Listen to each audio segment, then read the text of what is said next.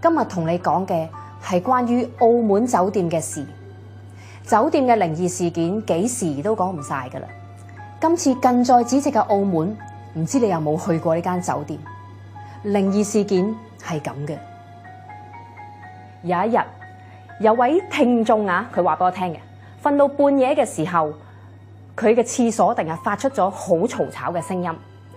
佢大概記得嗰個時候大概凌晨3點幾，仲以為有另外嘅同事喺度用緊洗手間。但係嗰時佢發現完全喐唔到，佢知道呢個感覺係俾鬼壓，但係壓得嚟仲要聞到好濃烈嘅香水味。個香水味係由佢嘅頭部慢慢咁樣經過，圍繞住佢張床，仲差啲係令佢咳出嚟添。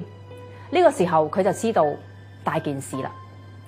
佢雖然係好驚，但係佢完全係反抗唔到，唯有合埋個眼捱咗佢就算數。第二朝呢位聽眾咧就俾另一位同事就拍醒，問佢：喂，你搞咩啊？個廁所七國咁亂嘅？因為當呢位同事入廁所嘅時候，佢見到嗰啲毛巾啊、浴簾啊嘅朗口嘅玻璃杯全部打爛晒，毛巾係濕晒，嚇到佢兩個，你又唔係你整，又唔係我整，就即刻離開呢間酒店房。佢哋走嘅時候，經過喺走廊度做緊嘢嘅清潔嬸嬸，就問佢：究竟呢間房發生咩事啊？我哋冇搞過變成咁㗎喎。但個嬸嬸並冇怪佢哋搞亂，但反而同佢哋講咗一句：呢間房下次你哋要嚟嘅時候就唔好入住呢一間啊。然後佢哋查翻，原來呢一間酒店房喺10幾年前發生過一單十分之恐怖嘅妓女肢解案，就係喺1996年驚動一時嘅恐怖碎屍案，坊間名為手撕雞。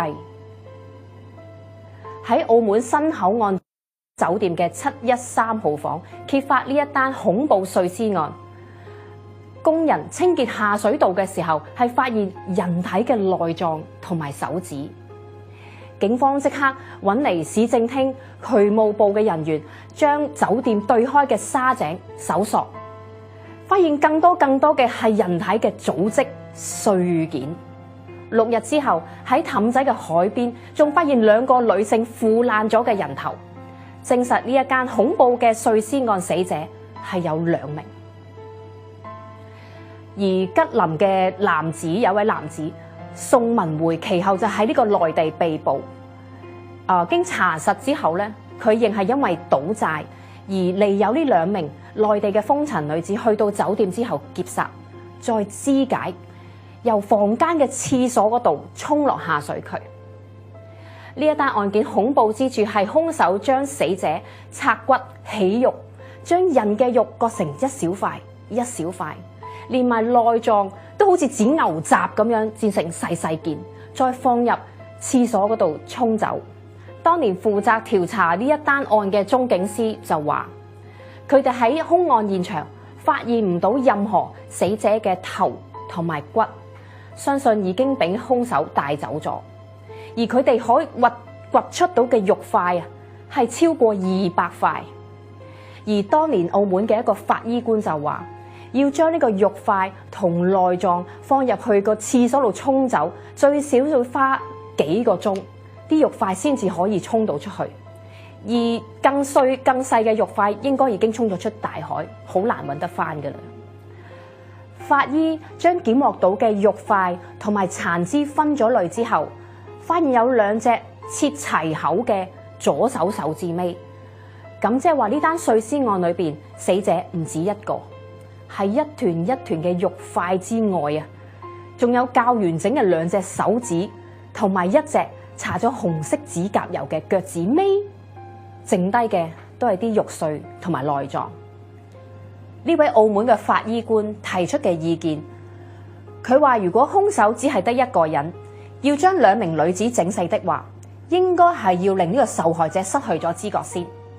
而毒物、藥物化驗結果顯示，呢啲肉塊裏邊有過量嘅4號海洛因，分量係足以致命。咁即係相信呢2名死者係先俾人落藥，失去咗知覺之後先至被肢解。但係佢話喺一般嘅情況底下，注射過量嘅海洛因由昏迷至死亡嘅時間可長達24小時，而通常係昏迷咗4個小時之後先至會致命。佢就從呢啲肉塊嘅切口收縮情況嚟睇到，佢相信死者係被肢解嘅時候係仍然生存，只不過陷入咗昏迷嘅狀態。佢呢句說話係令到在場各人都不寒而慄。如果佢嘅推測係冇錯嘅話，呢兩名死者係被兇手活生生咁樣肢解嘅。兇手宋文匯因為冇錢還，殺害呢兩名女子之後，將屍體肢解。除咗係用酒店嘅餐刀作為肢解嘅工具之外，部分嘅肉碎佢承認係用手撕開嘅。將屍體分成肉碎之後，就大部分都沖入廁所。但係房間裏邊依然有唔少嘅肉碎，同埋呢兩名小姐嘅濃烈香水味。所以有時去旅行入酒店房，聞到好大陣煙味，就覺得好討厭，就嗌啲人過嚟話噴翻香嗰間房。但係原來而家話你知，入到去聞到好大陣香味，都好瀨嘢㗎。